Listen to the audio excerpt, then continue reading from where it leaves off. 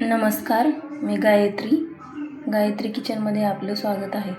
आज आपण बनवणार आहोत शेवग्याची शेंग. तर शेंगा चिरून घेऊया आपण.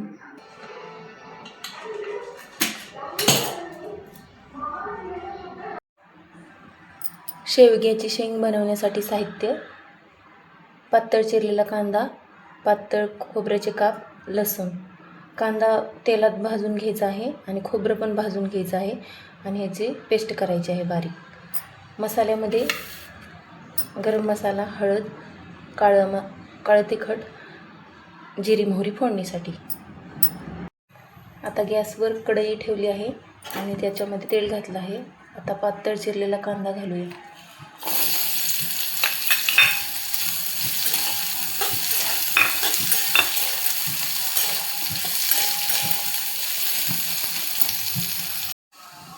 कांदा आपला लालसर भाजून झाला आहे. तर आता खोबरं भाजून घेऊया. खोबरं भाजताना थोडंसं तेल,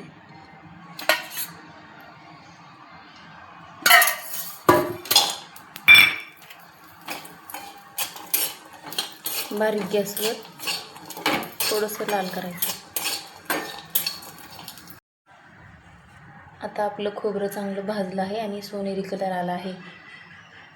खोबरं भाजताना एकदम कमी गॅसवर भाजायचं, त्यामुळे छान कडक होऊन परत मिक्सरला एकदम बारीक होतं.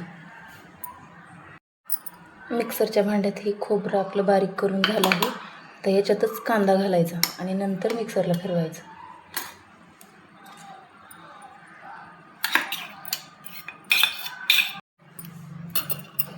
आता हे कांदा आणि खोबरं एकदम एकजीव झाले.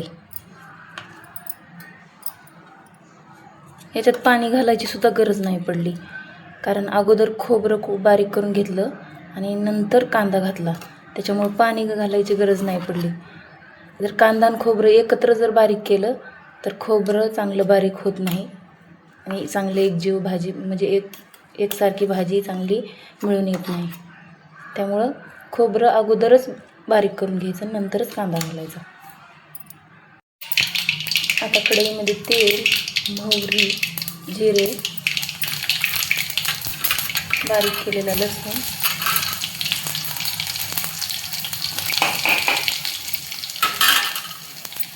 वाटण, कांदा खोबऱ्याचं वाटण.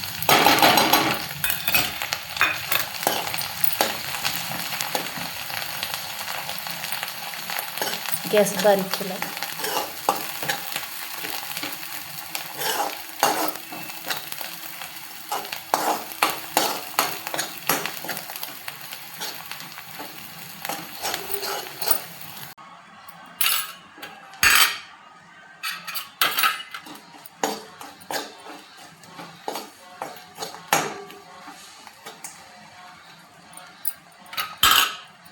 लाल मिरची पावडर,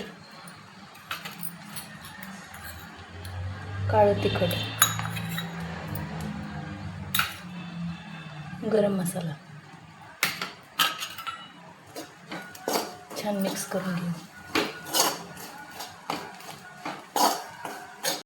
आता शेवग्याची शेंग घालून परतू.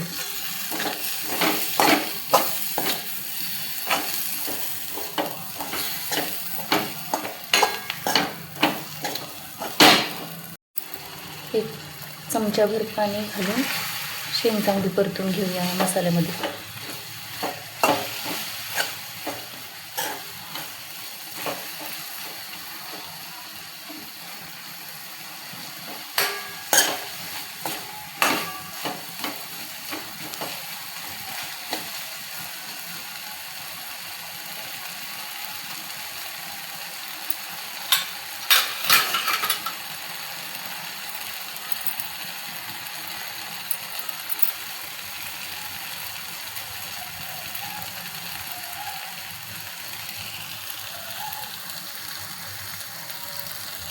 आता शेंग चांगली परतली आहे. आता पाणी घालूया.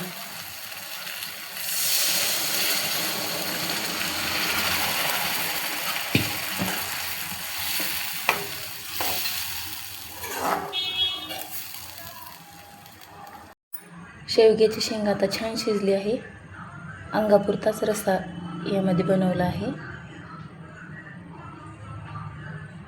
तुम्हाला जर जास्त लोकांची भाजी बनवायची असेल तर हरभऱ्याची डाळ मंद आचेवर खरपूस भाजून घ्यायची, ती मिक्सरला बारीक दळून घ्यायची आणि 1-2 चमचे यामध्ये मिक्स करायची. मसाले परततानाच मिक्स करायची आणि मग जास्त भाजी पातळ केली तरी चालते, मग मिळून येते छान.